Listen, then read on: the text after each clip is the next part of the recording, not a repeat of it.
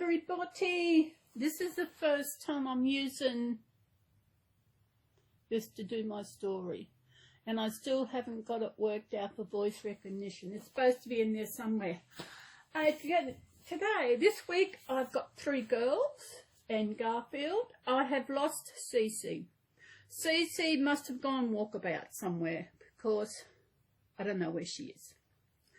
I've got 3 girls. I have got Lily, I have got May, and I have got little Bailey, because this week's story is a girl's story. I took Lily out shopping this morning, so that's why I've got her. She went out shopping and everything.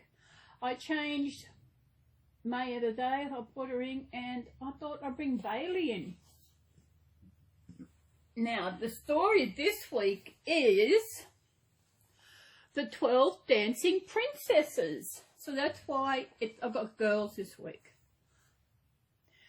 Are you out there, Garfield? You keep an eye on May. Good boy. The 12 Dancing Princesses. There was once a king who had 12 beautiful daughters.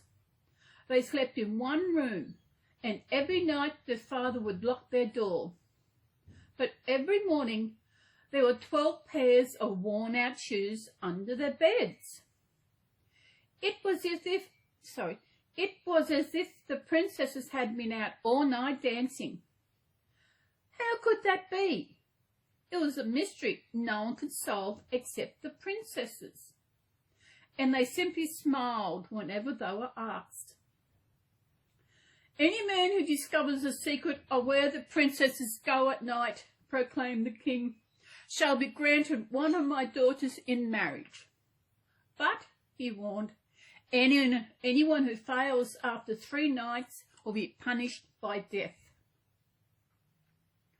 Many suitors tried, but all failed to uncover the secret of the 12 princesses.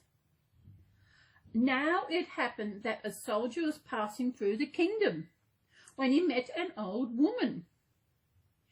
Hearing that he would like to be the one to solve the mystery, the woman gave him some advice. "When one of the princesses offers you some wine," she said, "pretend to drink it, then act if you are sleeping deeply." And handing him a special cloak, she explained, "Wear this and you'll become invisible so you can follow the princesses." Ooh. Later that night, just before the king locked the door of the princess's bedroom, the eldest princess gave the soldier a goblet of wine.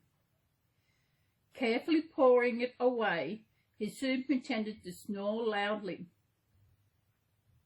"We have tricked another one," laughed the princess, as they all changed into the ball gowns and tied their new dancing shoes.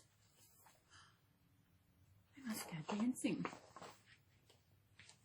The eldest princess clapped her hands, and a trapdoor magically opened up beneath her feet. One by one, the 12 princesses disappeared down the stairs. The soldier immediately sprang up and grabbed the cloak. Just as the old woman has predicted, he became invisible. But in his haste, he stepped on the hem of one of the youngest princesses' dress. "Someone has pulled my dress," she cried loudly. "Don't be silly," replied her sisters. "It's just a nail." At the bottom of the stairs, a door opened to a spectacular avenue of trees, each one bearing silver leaves that shimmered under the starlit sky. Following closely behind the laughing princesses, the invisible soldier broke off a silver branch, which snapped loudly. "See, we are being followed," cried the youngest princess. But her sisters were too excited to worry. Leaving the silver trees behind, the happy princesses now ran daintily through the avenue of pure gold trees. It was a magnificent night in the moonlight. The soldier followed, snapping off a golden branch. Finally they reached the glittering diamond trees, and to the invisible soldier this was the most breathtaking sight of all.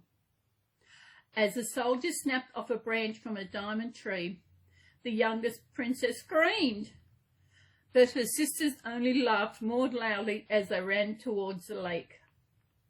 Lined up on the water were 12 little boats, and in each boat was a prince ready to row the princesses across to the castle. The soldier jumped into the boat with the youngest princess as the sound of trumpets filled the air. Oh, this will be interesting.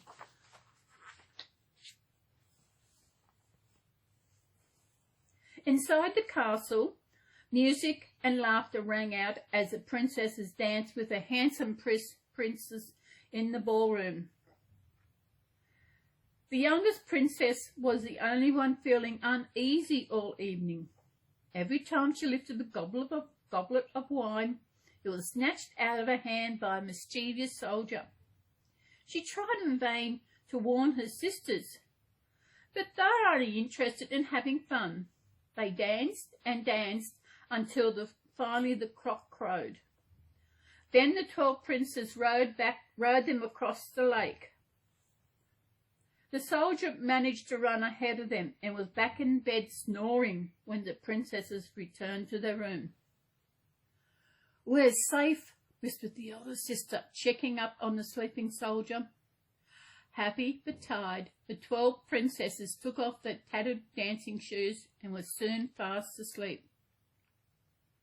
The soldier followed the princesses again the next night, and on the third night he took a golden goblet from the castle as proof of where the sisters had been. When he was summoned to the king after the final night, he was able to show him the silver branch, a gold branch, and a diamond branch, as well as the castle goblet. The princess's secret had finally been discovered, and the king was very grateful. "I mean to keep my promise," he said.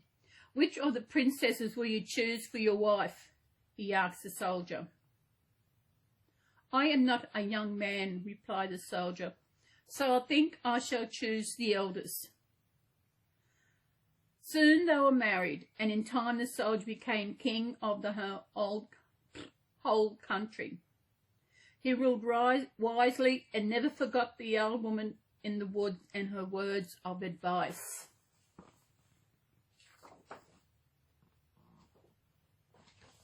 And that's the end. Actually, the 12 princes. I don't know. There's actually a Barbie movie about the 12 dancing princesses. I'm pretty sure that's what it is. Because I've got a few of Barbie's movies, but this is not Barbie. These are just 12 princesses. Maybe it's where Barbie got hers from. They were tongue-tied, and there were all the princesses and all the princesses. Bit of tongue-tied, I reckon. Well, that's the story for today. Today in beautiful Coffs Harbour, the sun is shining. At the moment, I can't hear any birds, but that's okay. Garfield is up there, must be whispering something in May's ears. He may not realise that May is asleep. They've all fallen off to sleep. So I hope you have enjoyed the story today. I hope this is a lot clearer than it's not so. I know when I did the changing the other day, one of you did give me feedback about how it was a bit fuzzy. I'm looking at it now and it doesn't seem fuzzy, but we'll see how we go. Yes, and I will see you in my next video, which will be the Sunday chat. I have got some things to talk about, a couple of things so far, and we will do it then. And we would like to say all good night, goodbye, good day, wherever you are in this beautiful world. My babies will be laying here asleep and just get some sleeping time. I'll put them back to bed later.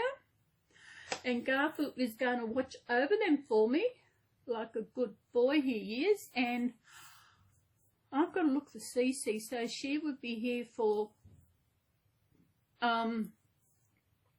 tomorrow. That's that. So everybody, I will see you again. Thank you to all my subscribers. Oh, excuse me, I've got the bit of burps. Oh, tired, sorry. So we will see you again tomorrow. And take care, stay safe, and look after yourselves. And bye.